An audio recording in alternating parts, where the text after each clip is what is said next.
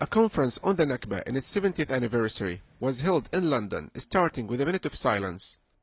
Palestinian Refugees and the Right of Return was the title of the conference, which was organized by the Palestinian Solidarity Campaign in the UK. The majority of the Palestinian population today are refugees, so this right of return is central to the Palestinian struggle. But part of the message of the conference today, this is not about simply asserting the right of return. The right of return is a given in international law, and it is a right that's the inalienable right of every refugee in any situation. This is about actually an assertion of the Palestinian need for return. There is no solution to what's happening in Israel-Palestine that does not see a recognition of the need for the Palestinian refugees to return.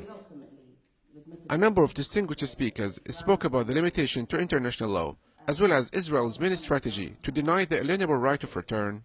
I think the main reason that Israel is unwilling to recognize the right is because the right of return and in fact the implementation of that right, if Palestinian refugees were to return, would fundamentally challenge Israel's Jewish state project, in the sense that it would mean, in terms of sort of numerical terms, if Israel were to remain try to be a democratic state, but it would have, let's say, a majority of Palestinian Arabs living within its territory, it would stop having the so-called Jewish character.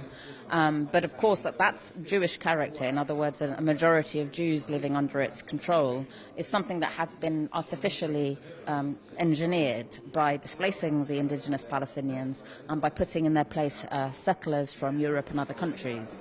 So, of course, you know, it's only natural that Israel would seriously oppose it, because it would mean the end of its Jewish state project, but that doesn't mean that we shouldn't continue to advocate for it.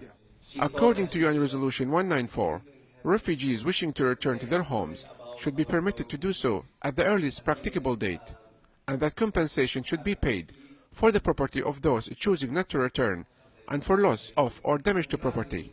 And today, 70 years on, Palestinians and their descendants consider it a sacred right that is yet to be fulfilled.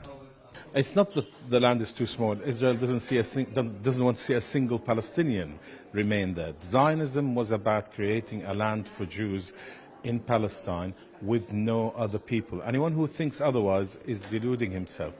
So it is very much about this exclusivity. And of course, because the Palestinians are the indigenous people, they not only have a right to remain, which is really important. In other words, Israel shouldn't be allowed to create policies that force them or make it really difficult for them to stay, forcing them to leave. But also, it must allow the Palestinians to return. Governments that have been talking about Israel's right to defend itself, including the UK, are completely wrong, because the return of the refugees is something they should be facilitating themselves. They should be saying to Israel, they have a right to return, open the borders and let them in. The speaker's consensus at this conference is that the forceful expulsion and dispossession that took place in 1948 is the original sin, stressing that the right of return is the main issue at the heart of the Palestinian-Israeli conflict. Yusuf Al-Halo, Press TV, London.